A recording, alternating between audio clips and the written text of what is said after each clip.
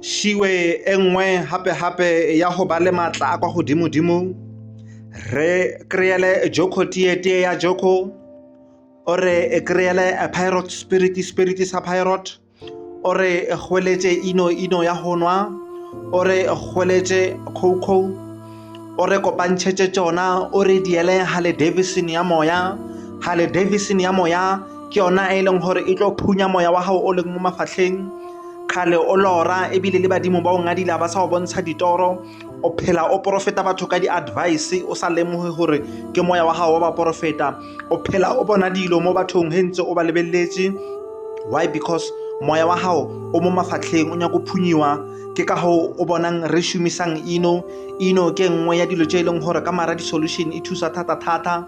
Ke ka ho re reng o re kreele Harley Davidson ya moya, o re phethela yona, o re ntshetse teaspoon tse pedi tsa Joko tie ya Joko, o re ntshetse teaspoon tse pedi tsa Coco, o di kopanye.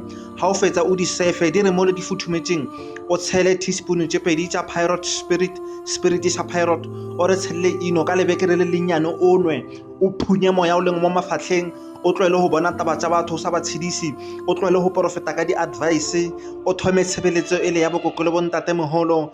Do molao, amen.